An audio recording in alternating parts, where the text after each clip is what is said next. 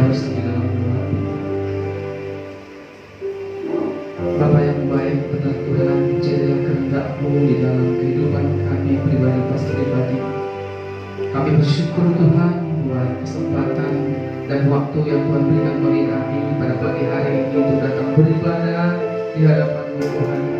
Kami rindu Tuhan menikmati hadirat-Mu, kami rindu menikmati pujian, kami rindu menikmati firman-Mu pada pagi hari ini Tuhan. Kami rindu Tuhan di saat kami sudah sampai di sini Tuhan, jangan ada satupun yang terlewatkan Tuhan. Karena kalau semua terlewatkan, kami hanya sia-sia untuk hadir di tempat ini Tuhan. Oleh sebab itu Roh Kudus, rapi kami pribadi lepas pribadi Tuhan. Kami ingin Tuhan Kau menyatakan sesuatu di dalam kehidupan kami pada pagi hari ini Tuhan, untuk menguatkan kami, untuk menopang kami yang lemah Tuhan, kuatkan yang putus asa Tuhan, Kau berikan pengharapan, yang sakit Tuhan Kau sembuhkan. Kami percaya Tuhan Kau sedang bekerja di dalam kehidupan kami. Oleh sebab itu Tuhan, lawan hati kami pribadi lepas pribadi. Di saat kami sudah mulai lemah, di saat kami sudah mulai tidak memiliki semangat lagi Tuhan, kami membutuhkan api-Mu membakar hati kami Tuhan, sehingga kami kembali disemangatkan, sehingga kami kembali Tuhan memiliki motivasi, bahkan memiliki semangat yang baru untuk mengikut Tuhan. Berkati kami Tuhan. Sebentar kami mendengarkan firman Tuhan, hamba-Mu yang menyampaikan, berbicaralah bagi kami Tuhan. Kami menangkis segala roh yang bukan daripada Tuhan, pekerjaan setan, tipu daya muslihat iblis yang mengambil, mencuri kebenaran firman Tuhan yang kami dengarkan. Kami tolak, patahkan kuasanya di dalam nama Tuhan Yesus. Otoritas-Mu Tuhan menaungi kami, dalam nama Yesus kami berdoa, haleluya, amin. Shalom Bapak Ibu Saudara terkasih dalam nama Tuhan Yesus. Puji Tuhan, pada pagi hari ini ada kesempatan kembali yang Tuhan berikan bagi kita untuk beribadah di tempat ini. Mulai dari awal ibadah, saya melihat ada sukacita yang Tuhan berikan bagi kita. Namun kita akan mendapatkan sukacita lebih lagi saat mendengarkan firman Tuhan, karena firman Tuhan berbicara bagi kita untuk meneguhkan, menguatkan iman kita. Dalam berjemaat ini sebetulnya ada banyak hal yang harus kita lakukan, dan ada banyak hal yang akan kita capai. Akan banyak hal, terobosan-terobosan yang baru yang bisa kita lakukan, ya, kalau kita memiliki hati dan juga kita sepakat, dan kalau kita sepikir satu tujuan. Nah, berbicara dengan satu tujuan, saya ambil temanya pada pagi hari ini adalah gereja yang utuh membawa kemuliaan bagi Tuhan. Gereja yang utuh membawa kemuliaan bagi Tuhan. Berarti kalau ada yang utuh, ada yang tidak utuh. Kalau utuh itu berarti satu padu, ya, dikaper. Siapa yang mengkaper supaya utuh? Tentunya adalah Tuhan. Tapi kalau terjadi di sini yang tidak utuh, berarti ada sesuatu sehingga kita dibuat menjadi bercerai-berai, sehingga tujuan utama kita tadi tidak tercapai. Tujuan kita untuk bergereja, tujuan kita untuk datang kepada Tuhan adalah untuk memuliakan, mendatangkan, bahkan untuk meninggikan nama Tuhan di dalam kehidupan kita. Nah, pada pagi hari ini berbicara tentang jemaat di Korintus. Jemaat di Korintus yang sudah dilayani oleh Paulus pada saat itu, ada terjadi gesekan-gesekan, ada terjadi kotak-kotak, ya, ada terjadi yang namanya saling mengagungkan satu dengan yang lain, sehingga kita melihat di situ Paulus menasehati mereka supaya mereka bertobat, ya, jangan sampai mengagung-agungkan, jangan sampai memberhalakan, atau jangan sampai membeda-bedakan satu dengan yang lain. Tentunya tujuan Paulus di sini adalah supaya tidak terjadi perpecahan. Ya, nah seringkali terjadi perpecahan di gereja bukan masalah bukan masalah berat ya, tapi masalah sepele, masalah kecil. Nah, kalau tidak tadi dipadukan, kalau tidak ada kesatuan, keutuhan, sekalipun kita memiliki ya jemaat yang kecil, kalau tidak ada keutuhan tadi, maka tujuan utama tadi kita untuk mendatangkan kemuliaan, untuk membawa kemuliaan bagi Tuhan, tidak akan tercapai. Nah, kita melihat di situ banyak gereja-gereja besar. Kenapa bisa menjadi utuh, menjadi besar? Karena di dalamnya tadi ada kesatuan, ada unity, ya, ada kekompakan, ada kerjasama. Nah, inilah tentunya mendatangkan kemuliaan bagi Tuhan lewat kesatuan kita tadi. Nah, kita lihat firman Tuhan pada pagi hari ini. 1 Korintus pasal 12 ayat 12 sampai 31 berbicara tentang banyak anggota tetapi satu tubuh.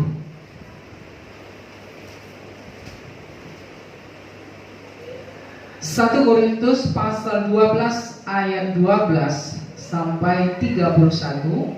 Kita akan membaca secara responsoria. Saya yang 12, Bapak Ibu Saudara yang ke-13 kita bergantian, 31 nanti kita bersama-sama.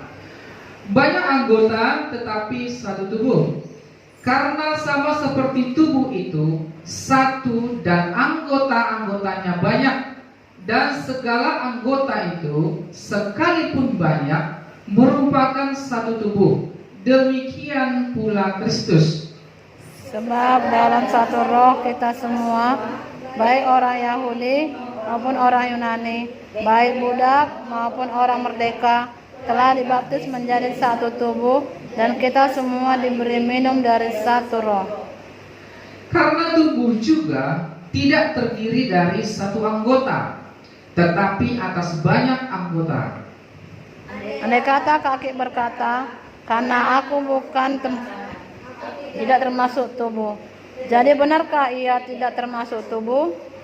Dan andai kata telinga berkata, karena aku bukan mata, aku tidak termasuk tubuh, jadi benarkah ia tidak termasuk tubuh?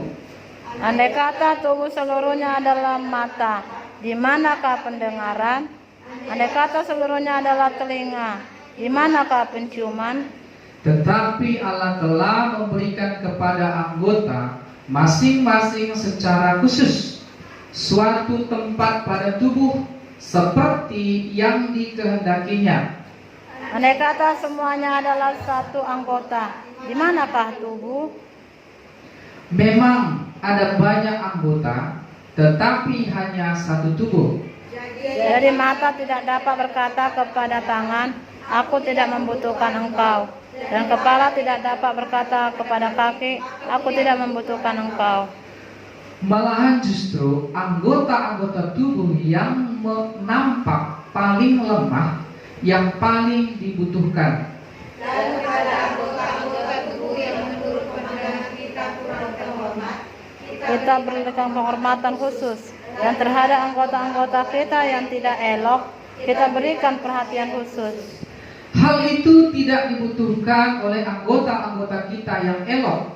Allah telah menyusun tubuh kita begitu rupa sehingga kepada anggota-anggota yang tidak mulia diberikan penghormatan khusus. Supaya jangan terjadi perpecahan dalam tubuh, tetapi supaya anggota-anggota yang berbeda itu saling memperhatikan. Karena itu, jika satu anggota menderita, semua anggota turut menderita. Jika satu anggota dihormati, semua anggota turut bersukacita. Kamu semua adalah tubuh Kristus, dan kamu masing-masing adalah anggotanya.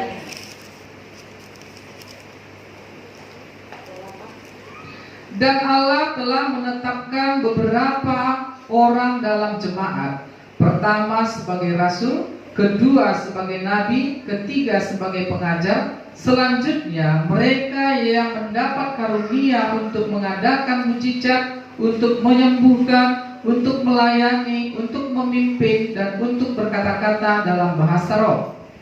Adakah mereka semua rasul atau nabi atau pengajar? Adakah mereka semua mendapat karunia untuk mengadakan mujizat? Atau untuk menyembuhkan, atau untuk berkata-kata dalam bahasa roh, atau untuk menafsirkan bahasa roh? Bersama-sama. Jadi berusahalah untuk memperoleh karunia-karunia yang paling utama, dan aku menunjukkan Kepada jalan yang lebih utama. Demikian firman Tuhan yang sudah kita baca, kita dengar. Bersukacitalah kita yang membaca dan mendengarkannya. Nah, firman Tuhan pada pagi hari ini saya bagi menjadi 3 bagian. Yang pertama, tidak dapat dipisah-pisahkan, tidak egois, saling membutuhkan. Kesimpulannya nanti ayat 31. Artinya di sini adalah ada 3 hal ini yang harus kita pahami sebagai jemaat Tuhan. Ya, kita sebagai anggota gereja GBI pada saat ini, kita harus memahami tentang perbedaan-perbedaan di antara kita.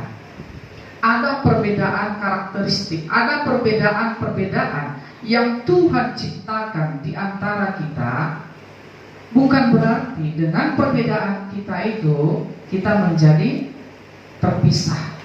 Tapi dengan perbedaan-perbedaan tadi kita mencapai satu tujuan, yaitu saling melengkapi satu dengan yang lain. Yang pertama kita lihat di sini, saya buat satu ilustrasi. Kita memiliki anggota tubuh yang saya buat contohnya adalah jari tangan.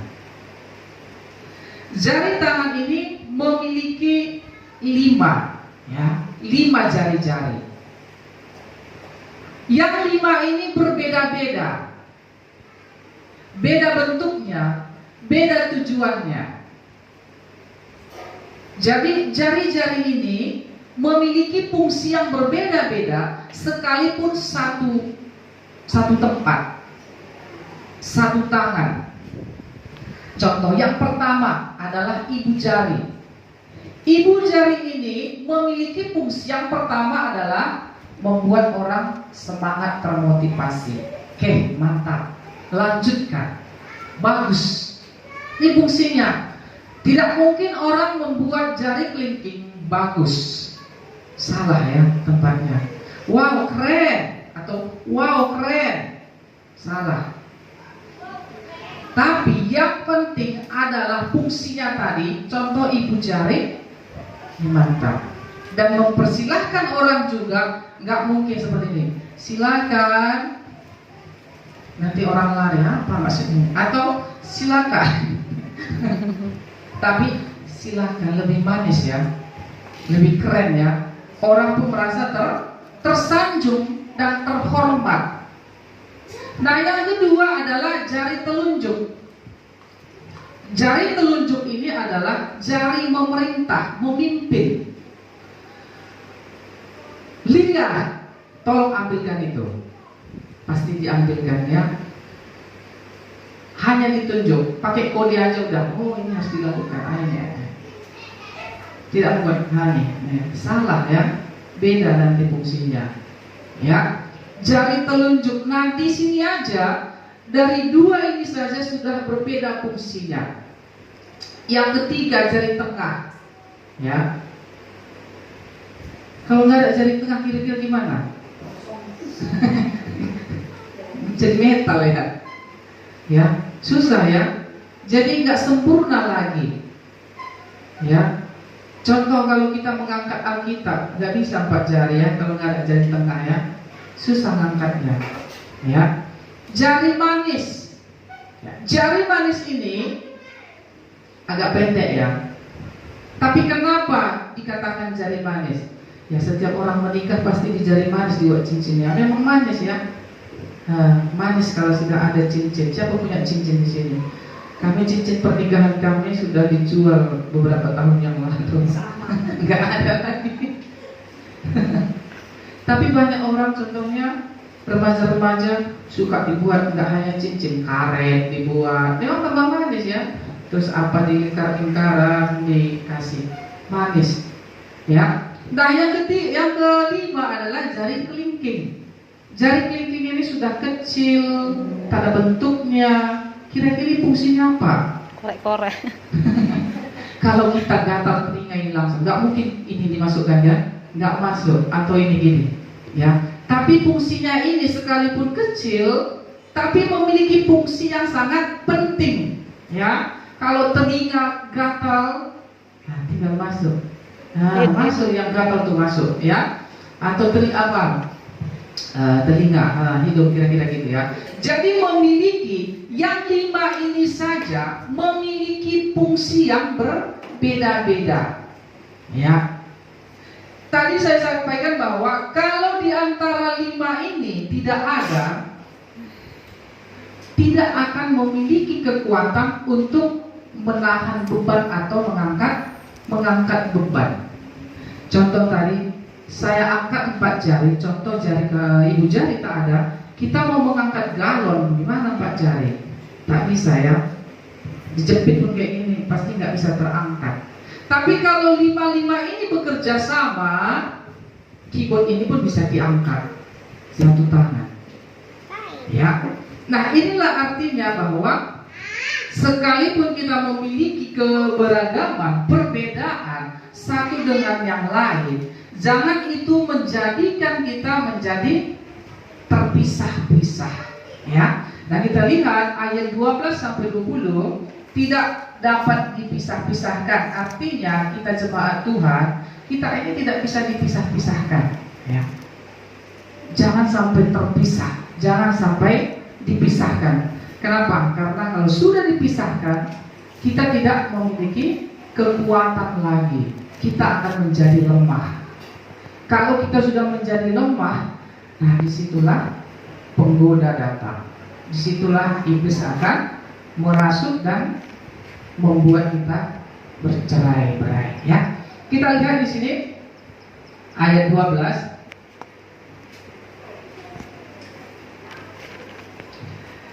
Karena sama seperti tubuh itu satu dan anggota-anggotanya banyak, dan segala anggota itu sekalipun banyak merupakan satu tubuh, demikian pula Kristus.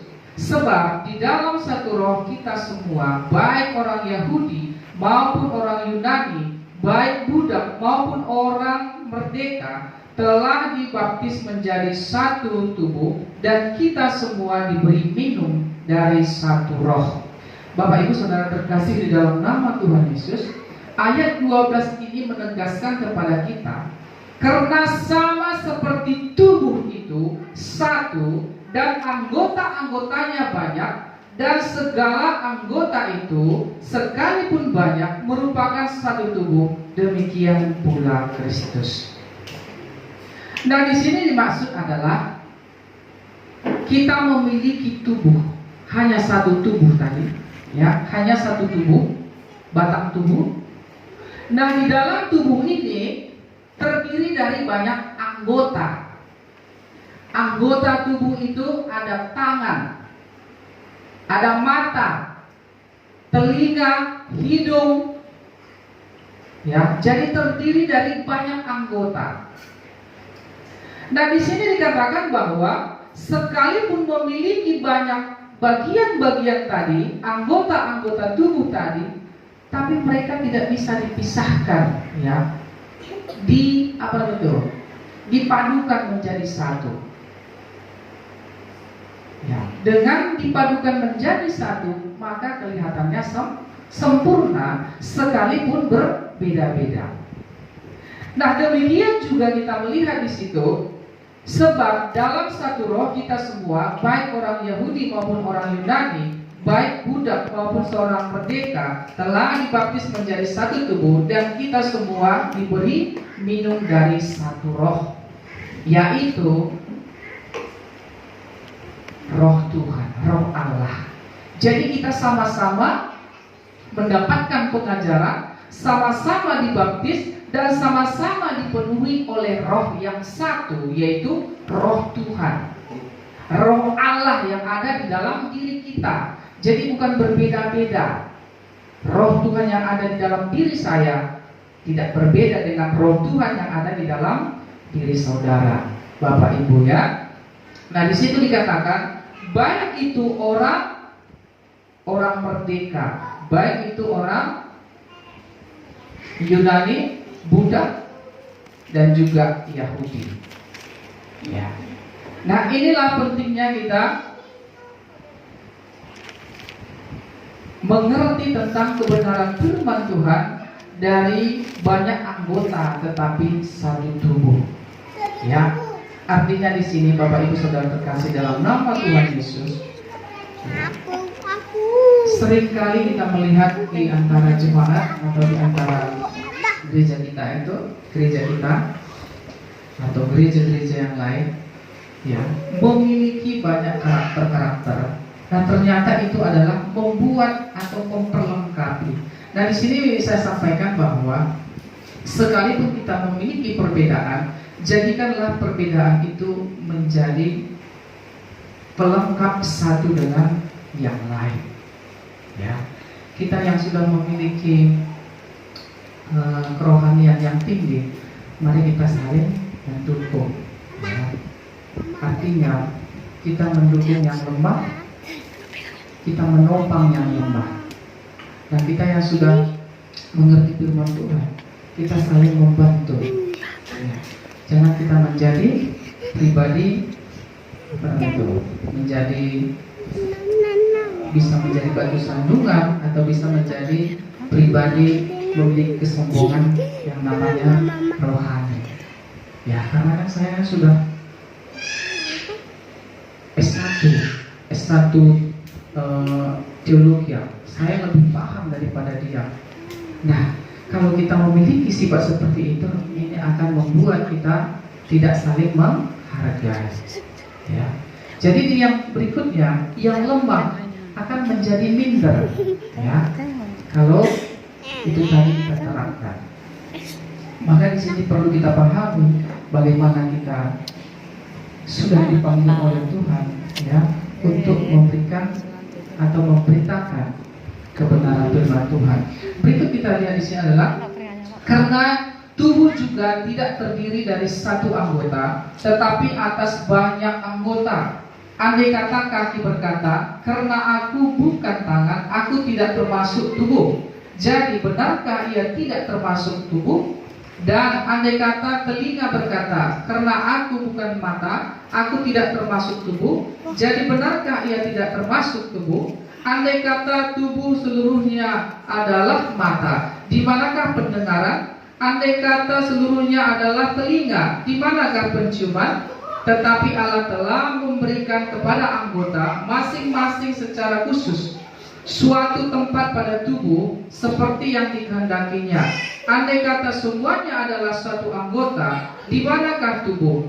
Memang ada banyak anggota, tetapi hanya satu tubuh. Nah, di sini dikatakan, dijelaskan lagi kepada kita secara khusus kepada jemaat di Korintus pada saat itu adalah tidak mungkin di dalam tubuh itu hanya memiliki satu anggota tubuh. Satu anggota artinya di dalam tubuh itu tidak sempurna kalau hanya memiliki telinga. Jadi seluruh tubuh ini hanya dipenuhi dengan telinga. Ya, aneh juga ya kalau jalan di jalan umum telinga semuanya. Orang punya mata 3 aja pun sudah aneh ya. Ya, tidak punya tangan aja pun sudah aneh. Apalagi kalau dipenuhi dengan mata semua, dipenuhi dengan tangan semua, dipenuhi dengan bibir semuanya. Aneh ya jadinya. Nah, di sini dikatakan bahwa sekalipun memiliki anggota tubuh yang berbeda, tapi satu tubuh. Artinya tadi fungsinya sudah jelas, ya. Sudah jelas kegunaannya masing-masing. Nah, berikut kita lihat di sini adalah ayat 20 tadi. Memang ada banyak anggota, tetapi hanya satu tubuh.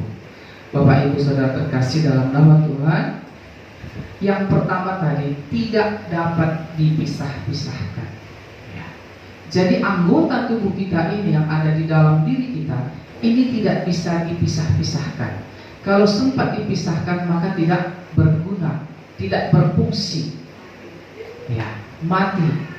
Nah demikian juga di dalam persekutuan kita, ya, kita tidak bisa memisah-misahkan satu dengan yang lain. Ya, kita tidak bisa membangga-banggakan dengan karunia yang kita miliki, akhirnya menganggap orang lain tidak berfungsi. Akhirnya orang lain tidak berguna. Nah, ini tidak bisa. Ini hal fatal ya di dalam persekutuan. Tapi di sini dikatakan bahwa sekalipun ya kita memiliki karunia atau talenta, ini adalah menjadi pelengkap di dalam persekutuan kita. Nah, contohnya, saya tidak bisa mendoakan orang langsung sembuh. Bahkan saya doakan orang langsung mati. Berarti karunia pencabut nyawa. Ada orang berdoa bisa sembuh, hanya sekali doakan sembuh. Ya, berarti itu karunianya dalam satu jemaat itu. Ada orang yang hanya menasihati, yang dinasihati itu langsung berubah. Ya, jangan gitulah, itu nggak baik. Dia langsung berubah, padahal dia hanya berbicara sedikit, tapi menyentuh hati. Itu karunia untuk menasihati. Kalau saya menasihati sudah berbuih pun mulut orang nggak berubah, berarti nggak ada karunianya. Malah jengkel yang datang. Ya, berarti memang nggak ada karunia. Ada yang berdoa syafaat, begitu dia melantunkan, begitu dia menaikkan doa syafaat, tersentuh jemaat. Berarti dia memiliki karunia untuk berdoa. Panjang pun dia doakan, jemaat merasa, baru sebentar ya, sudah panjang doanya. Kenapa? Karena ada karunia yang diberikan oleh Tuhan. Ada yang memain musik, ya, begitu melantunkan musik, orang menjadi terharu dan teriring kehadiran Tuhan. Ya, ini adalah satu karunia. Ada yang memainkan LCD, ya. Jadi itu tadi satu kesatuan dipadukan untuk apa? Untuk saling memperlengkapi, memuliakan Tuhan. Inilah tentunya tujuan daripada gereja. Ya. Jadi tidak semuanya kita menjadi pengkhotbah, tidak semuanya menjadi pemain musik, tidak semua menjadi gembala, tidak semua menjadi jemaat. Jadi ada bagian-bagian yang Tuhan sudah tentukan di dalam kehidupan kita. Ya, saat dia WL, orang semua menangis. Ini ada satu karunia. Ya. Saat dia berkata-kata, orang tersentuh dan orang bertobat, berbalik kepada Tuhan. Ini adalah karunia. Tapi dengan karunia-karunia ini, kita tidak bisa saling menonjolkan satu dengan yang lain. Kalau kita saling menonjolkan satu dengan yang lain, maka disinilah terjadi pengelompokan. Kalau sudah terjadi pengelompokan, kita menunggu waktu. Ya, aku kan lebih hebat daripada dia, aku lebih jago daripada dia, aku lebih keren daripada dia, aku lebih macam-macam. Ya, maka muncullah hal-hal yang tadi membuat kita menjadi tidak sehati lagi, ya, tidak merasa nyaman lagi satu dengan yang lain, merasa minder satu dengan yang lain. Akhirnya, udahlah, aku kalau di gereja itu malas bro, sakit hatiku. Makanya kita lihat banyak orang-orang yang meninggalkan gereja karena akar pahit seperti itu ya. Mungkin karena dibanding-bandingkan, ya, dibanding-bandingkan dan juga merasa tersisihkan dan menjadi minder. Nah, Bapak Ibu Saudara terkasih dalam nama Tuhan Yesus, kita yang ada di sini gereja GBI di tempat ini, jangan sampai kita terpisah-pisah. Jangan sampai kita terkotak-kotak. Jangan sampai kita menganggap diri kita lebih hebat daripada yang lain. Firman Tuhan berkata di sini, Tuhan memberikan karunia kepada kita masing-masing supaya saling melengkapi, saling menopang dengan yang lain, saling membantu, sehingga tujuan utama tadi adalah kita datang bersama-sama untuk memuliakan Tuhan. Itu tentunya tujuan kita dikaruniai karunia-karunia pada diri kita. Nah, berikutnya kita lihat tidak egois, ya. Ayat 21 sampai 26. Jadi mata tidak dapat berkata kepada tangan, aku tidak membutuhkan engkau, dan kepala tidak dapat berkata kepada kaki, aku tidak membutuhkan engkau.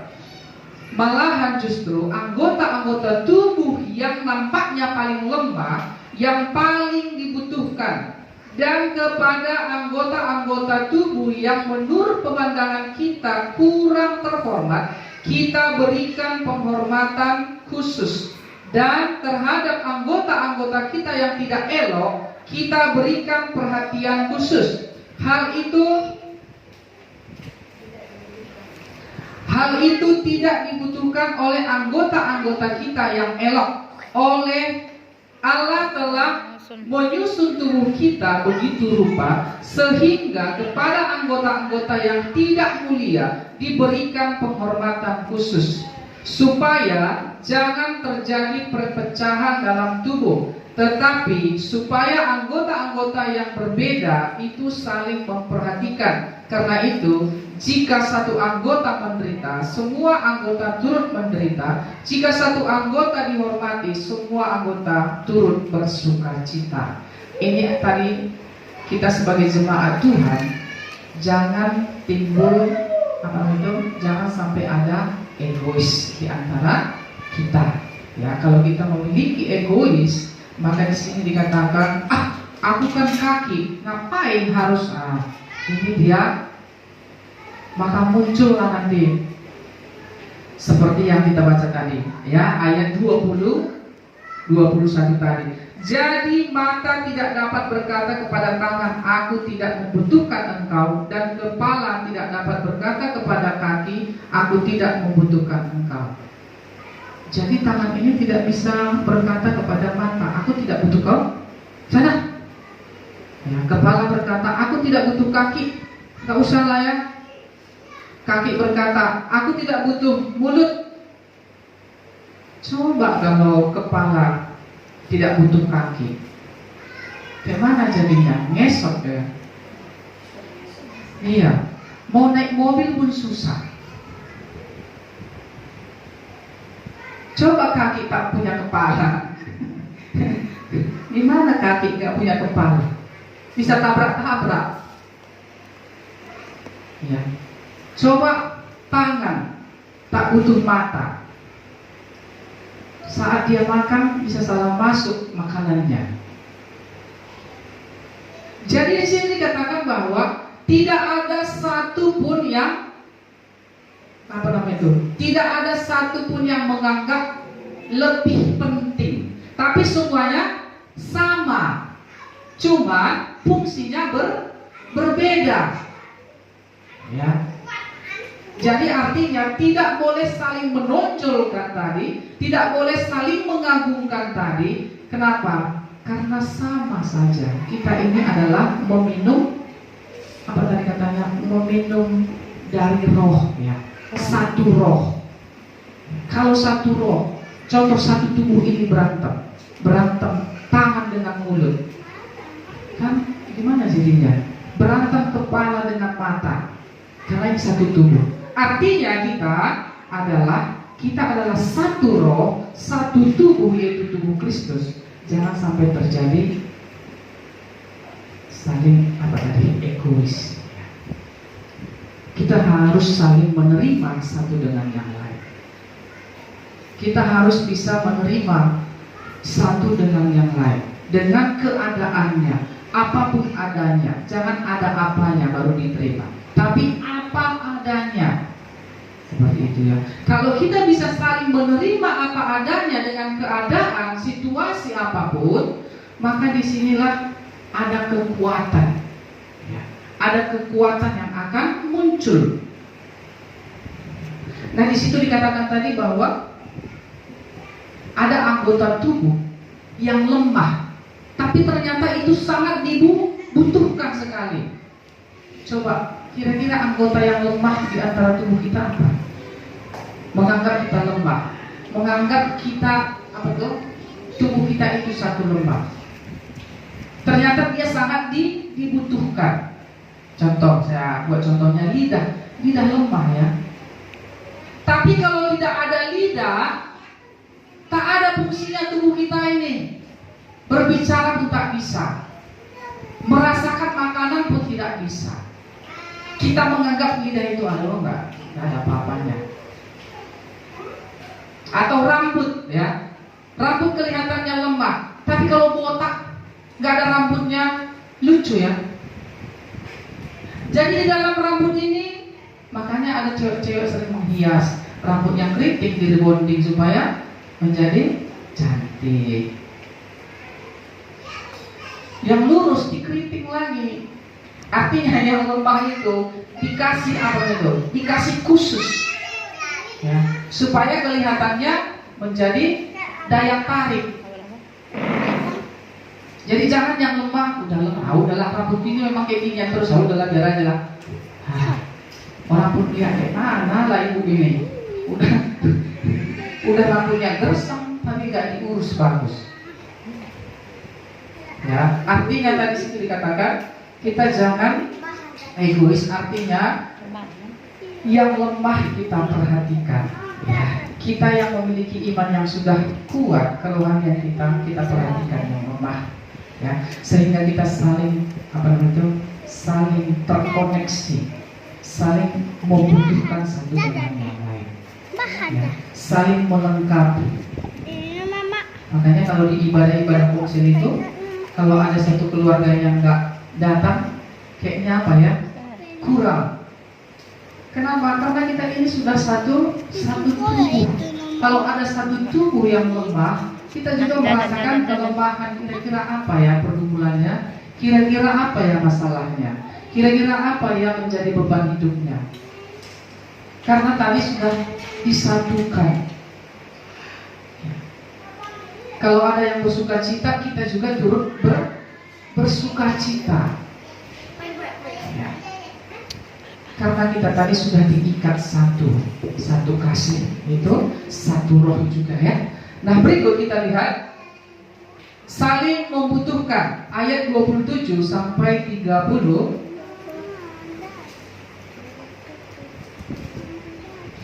Kamu semua adalah tubuh Kristus dan kamu masing-masing adalah anggotanya. Dan Allah telah menetapkan beberapa orang dalam jemaat. Pertama sebagai rasul, kedua sebagai nabi, ketiga sebagai pengajar, selanjutnya mereka yang mendapat karunia untuk mengadakan mujizat, untuk menyembuhkan, untuk melayani, untuk memimpin, dan untuk berkata-kata dalam bahasa roh.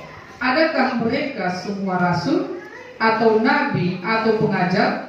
Adakah mereka semua mendapat karunia untuk mengadakan mujizat, atau untuk menyembuhkan, atau untuk berkata-kata dalam bahasa roh, atau untuk menafsirkan bahasa roh? Dari sinilah dikatakan bahwa kita memiliki perbedaan satu dengan yang lain tadi, memiliki karunia yang berbeda-beda. Artinya di sini adalah kita saling membutuhkan, kita saling melengkapi. Saya ambil contoh, kita saling membutuhkan. Ya, ada pemain musik dan juga ada WL. Mereka adalah satu tim, saling membutuhkan. Ya, harus berkoordinasi, harus berkomunikasi bagaimana supaya berjalan dengan baik. Ada keharmonisan antara musik dan WL. Adalah satu kebutuhan, saling membutuhkan. Pengkhotbah membutuhkan jemaat. Gak mungkin saya berkhotbah nggak ada orang. Dikira orang gila ya. Artinya ada ada kebutuhan, ya, saling membutuhkan. Nah, di sini dikatakan bahwa kamu semua adalah tubuh Kristus dan kamu masing-masing adalah anggotanya. Halo Bapak Ibu, kita ini adalah anggota-anggota tubuh Kristus. Kristus adalah sebagai tubuh, kita adalah anggota masing-masing. Jangan sampai satu tubuh kita berantem, ya kan? Jangan sampai satu tubuh kita tidak saling menghargai. Jangan sampai satu tubuh kita saling merendahkan, meremehkan, menghina. Tapi selayaknya kita satu tubuh adalah saling mendukung. Gimana kalau suami istri saling menjatuhkan kira-kira? Gimana dengan anak-anak? Terus diintimidasi anaknya, tak pernah memotivasi. Apa yang dilakukan anaknya terus salah, nggak pernah benar. Ya, artinya di sini adalah kita saling membutuhkan.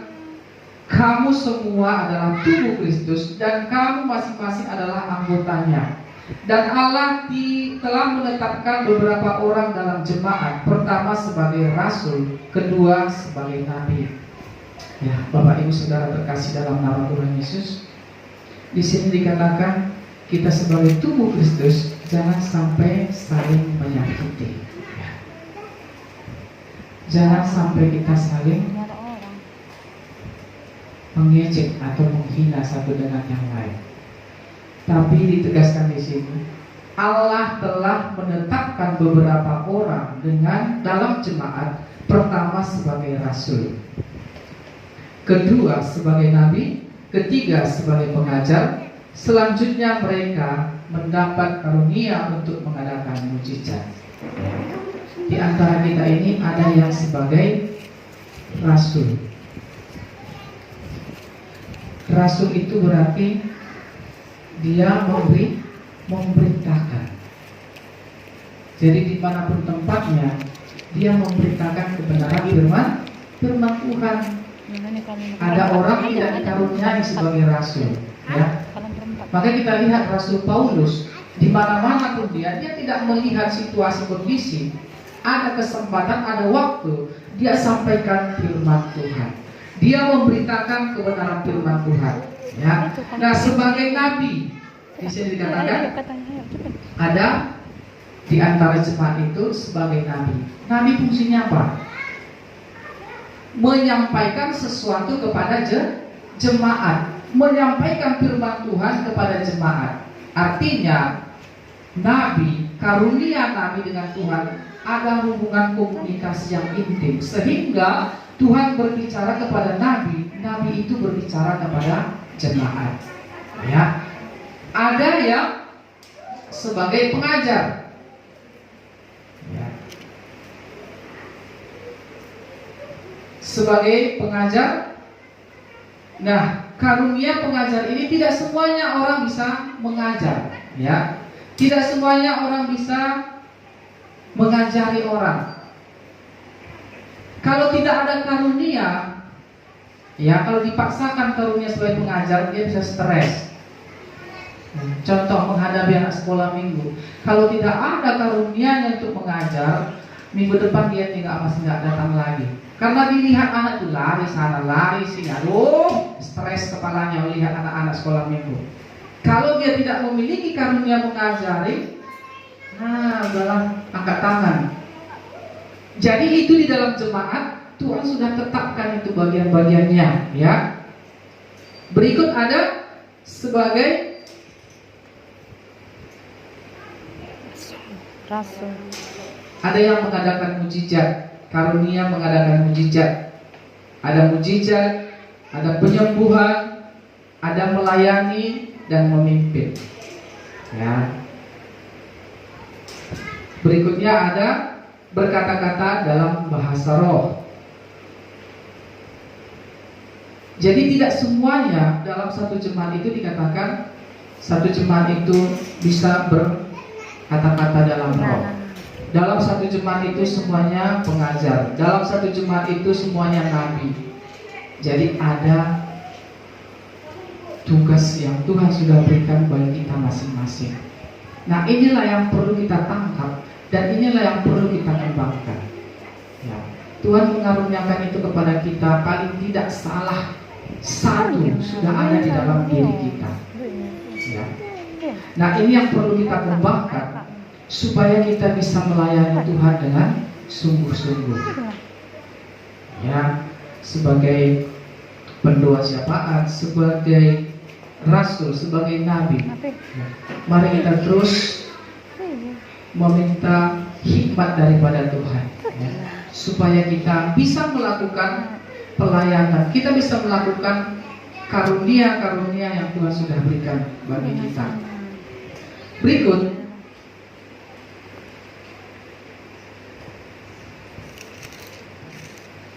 ayat 29. Adakah mereka semua rasul atau nabi atau pengajar? Adakah mereka semua mendapat karunia untuk mengadakan mujizat atau untuk menyembuhkan atau untuk berkata-kata dalam bahasa roh atau untuk menafsirkan bahasa roh? Nah, tentunya tidak, ya.